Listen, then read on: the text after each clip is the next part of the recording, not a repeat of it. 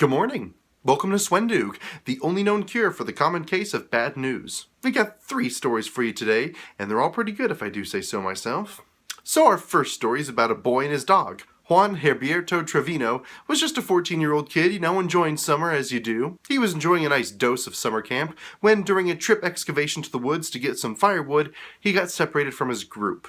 Yes, unfortunately, while looking for firewood, Juan fell into a ravine, and the disorientation of falling into that ravine was enough to keep him from finding his way back to camp. So now you've got a little kid who's stuck in a ravine in the woods, lost by himself. And where he's located in Mexico, the nights get incredibly cold, so Juan was kind of running out of time. But that's when he found Max. Or, more appropriately, Max found him. But who is Max? So he's just a random dog out in the woods, finds Juan and totally saves his life. I mean, seriously, this dog does everything. He finds puddles of water so that Max can properly drink. He lies on top of Max during the night to keep him warm. And after 2 long days of traveling through the woods, he helps Max find a house with people in it who can help him out. Juan came out of the trip malnourished and scared, but more importantly, alive and stable. And it was all thanks to this awesome dog, proving once and for all that dogs are better than cats. Sorry, they are. They just are. Here are my dogs. That one's Chip, and that one's Rascal. He's a jerk. And story 2 is about the police. And if you'll permit me to get on my soapbox for a moment. There we go. It's my fake soapbox. I truly believe that the police do everything that they can to help you. I think that they are great. I think that they're necessary. I think that they are super, super underappreciated. And it's a shame that the bad policemen, the ones that abuse their power and hurt people, the wastes of space that they are, get all the attention in media. And if I can help contribute to the belief that not all police officers are angry monsters, then I will. So here we have a homeless woman in a Walmart attempting to shoplift. She's stealing diapers, shoes, and also some wipes. I think I'm detecting some morally gray in my story. Well, long story short, a police officer catches her, and instead of beating her up or tasing her, he just takes care of her and buys all that stuff. He looks at all the things that she's trying to buy and buys it for her. And that is awesome. I really like the way of thinking that when you add negativity into the world, it just stays there and creates more negativity. You're really not doing anything good when you hurt people. I like the idea of adding positivity into the world and just letting that take over and flourish. That's totally what happened here. And that's awesome, especially because it came from a police officer. All right, and our third story is about that scary thing. Science.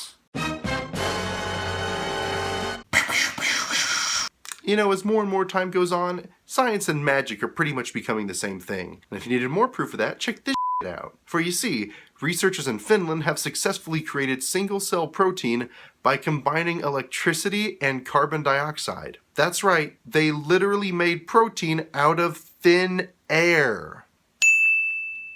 And because energy-wise all you need is electricity to make this happen, it can occur anywhere there is renewable energy. Which, may I remind you, as long as it's daytime, is literally everywhere.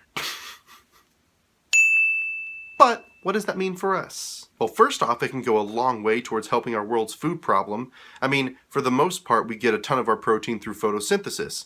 Now we don't need that anymore. I mean, it's essentially the same thing. We're going to be getting our protein from the sun, but this could be much faster and much more efficient. And on top of that, as long as you have the proper equipment and enough electricity, you can perform this action anywhere. You don't need to worry about fertilizers, you certainly don't need to worry about pesticides, and you don't need to worry about location. You can just do this. As long as you have the proper equipment, enough electricity, and the brain the size of the Rocky Mountains. All they need to do now is make it more commercially available, make it affordable, make it more mass producible, and then expand to things besides just protein, if that's possible. I don't know, I'm not a science man.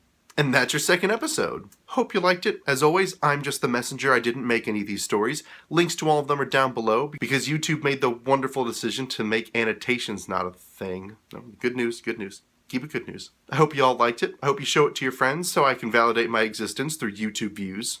And most importantly, I hope you have a good day.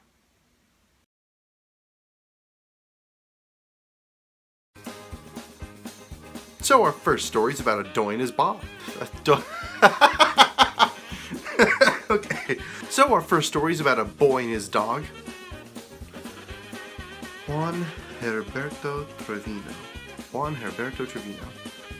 So our first story is about a boy and his dog. Juan Herberto